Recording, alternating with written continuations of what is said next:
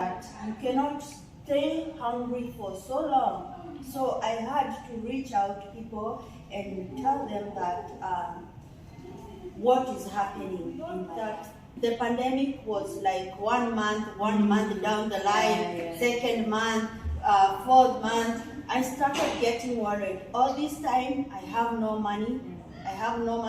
And hi guys, welcome to our YouTube channel. Thank you for tuning in. Thank you for those who have subscribed. Those who are thinking to do so, please do so. Like, share and comment, right? And don't forget to hit the bell, so in case anytime I upload something, you'll be number one to get it, right? So guys, today we have a guest, and this guest, she has a story, how she stayed 2 years in a foreign country without any job. I know it's so hard, so let's find it out from her, right? So see ya, let's get into it. Hi guys, you remember I told you I have my special guest, and guys, welcome to our YouTube channel. We have our sister here, and I think she'll introduce herself. You're most welcome. Can you tell us your name and where are you from? thank you very much. My name is Gladys, and I'm from Kenya. I'm grateful this morning to be your guest today, and I want to share about my story, and God will bless you. Oh, thank you so much, Gladys, and thank you for being here. We are so glad, and we can't wait to hear about your story. So, as you told me earlier, you've been like you had a lot of challenges here during the Corona period, right? So, I would like you to tell us, before Corona, did you have a stable job? Yes, I had a very stable job, a well-paying job, a very non-stressful job, but all of a sudden, things happened. So you were not expecting anything to happen like that. Were you prepared for this season of Corona, or were you just, it got you by surprise? It got me by surprise. I was so comfortable, so relaxed, so I was working and I didn't see nothing. Like I was comfortable. So another question, and I'm sorry to ask you about this. Did you have like savings or something before this Corona? Like we sustained you that period, or did you have any savings? That's my question. Oh no, I had no savings. It was a new job and a good salary paying job, and I had only stayed there only 1 month. I was heading to the second month, and boom, the pandemic came. Oh, that's sad. So take us through now from after the pandemic. What did you go through, and how did you overcome, and how did God came through for you? So when the pandemic started, I didn't have savings, and I had just started a job, and my bosses were going to vacation. They were going for vacation, and I was to be left, and they were just going for 2 weeks. But when they left, there was the Corona, the pandemic made everywhere was locked, and they were caught up in the country where they went. And so that's how I remained alone. There was no food, there was no nothing. I was just only in the house. And remember, the lockdown came. We could not even go out. I remember those days. Yeah. You have to order if you want something. Yeah. So, and I didn't have even a card to order. And even if you order food, it could take some time to be delivered in your house. Yeah. So what happened? I asked some ladies in church, and they delivered me some food from their house even, because even though they wanted to make a grocery order from Carrefour, there was it could take, you didn't know what will happen the next minute, because Let me catch you there. You say you didn't have any food. You reach out to people from the church where you used to go to church, right? yes, And they're the one who brought you food from their house to where you were staying. yes. At that particular moment, where were you staying? Because as you know, your people went and they were locked where they were. Right? Where were you staying? Were you still on their house or you were somewhere else? I was still in their house in Palm Jamaica. Of course, it's a beautiful place to be, a beautiful house, but there was like emptiness, because imagine you alone in a very big house, no food, and it was not a friendly place alone. Yeah. So at least they came through for you, the people from the church. Right? The people from church came through for me. I saw the love of Jesus, and because at that moment, of course, I was trying to be like, to be good. Like I don't want to say I don't have, but it came a time that you cannot stay hungry for so long. So I had to reach out to people and tell them that what is happening in my life.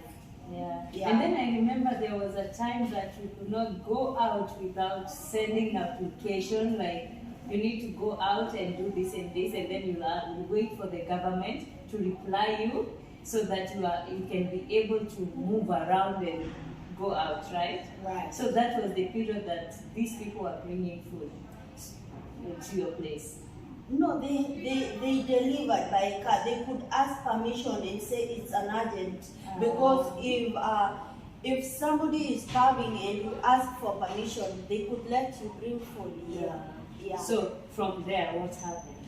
From there, we thought that the pandemic was like 1 month down the line, second month, fourth month. I started getting worried. All this time, I have no money. And no income, because I'm not working. I'm just staying there.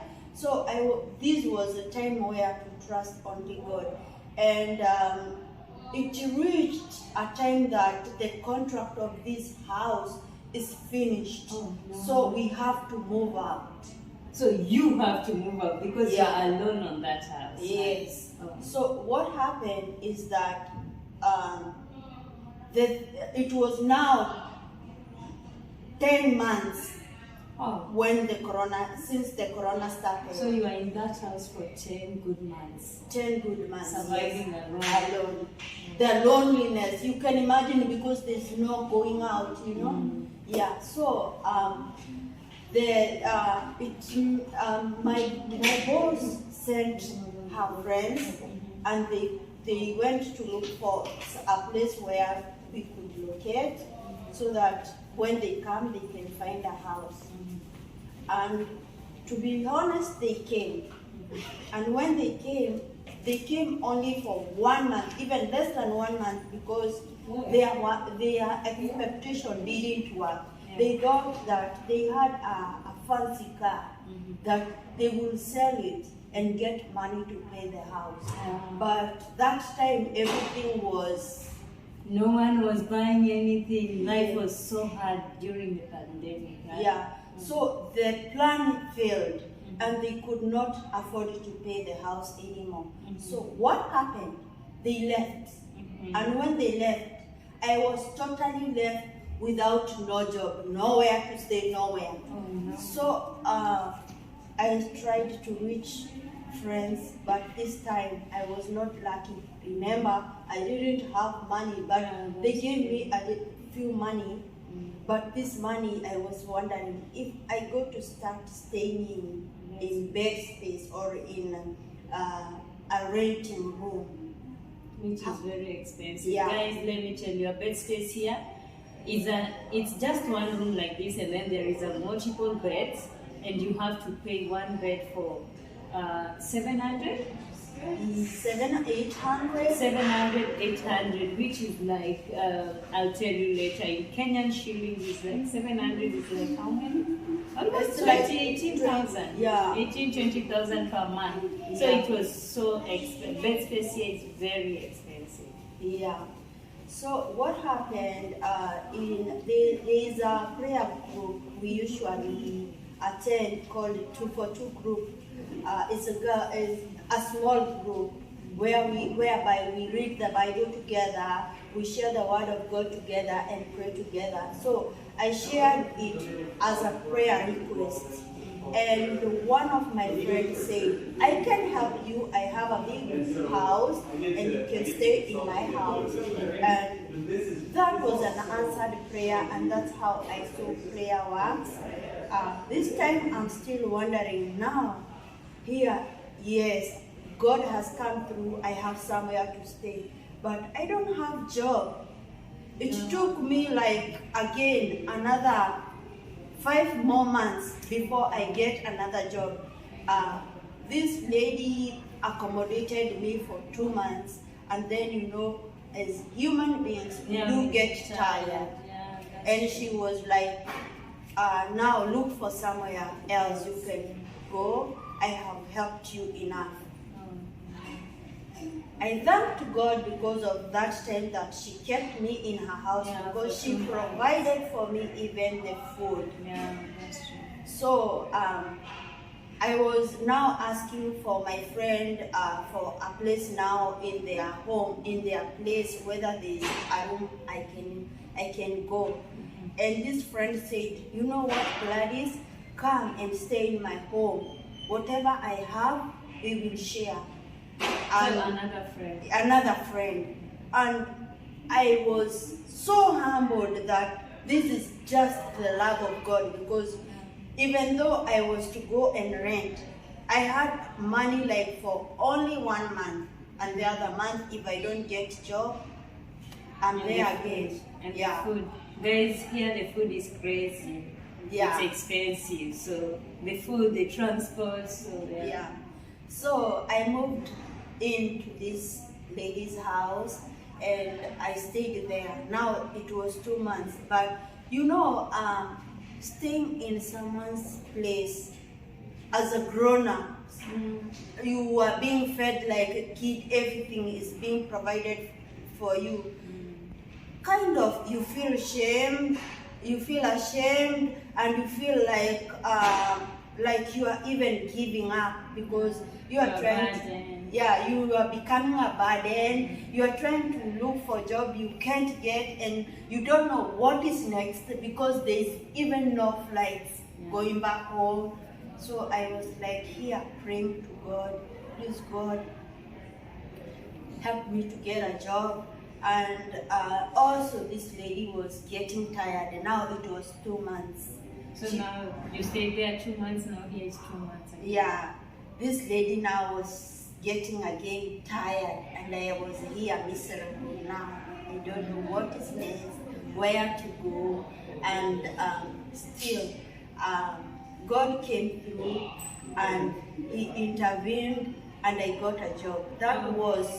I stayed without a job for 1 year and 1 month. No, 10 plus 4 and 4. Those 1 year and 3 months. Yeah, and life was not very easy. It's only I will say it's only God intervention, because I don't take it for granted for people coming through for me. No, it's hard, my dear. God favored you. Sure, yeah. Because it's here, even to host person for 1 month, it's very difficult. So I can say, indeed, God came through for you. Yeah. So, now, do you have a job, or are you still struggling? Now I am happily again. I got a job. I'm very grateful to God, because I got a good family that I'm working with. Oh, thank God. So, Gladys, thank you for your story. So, what is your last words? Like, there is some people who have been here like 1 year without job, 2 years. There is some others who have even overstayed. What can you tell them? I can tell them to never give up on God, trust in God in everything, and in prayer and supplication, let God know what you need. All you need, take them to God, and God will take care of it. Yeah. So guys, always trust God, and as Gladys said, let your supplication be known to God. Don't ever get tired of going to Him and telling Him whatever you need, because He's always faithful to provide, right? Yes. So thank you so much for having us and watching us. So what I will just say, subscribe, and thank you so much for coming. Look at that camera. What would you like to tell my viewers? Please subscribe, share, and comment. Yes, guys, thank you so much for watching and being there. So please, as Gladys said, like, share, comment, and subscribe. Thank you. See you in my next video. God bless you.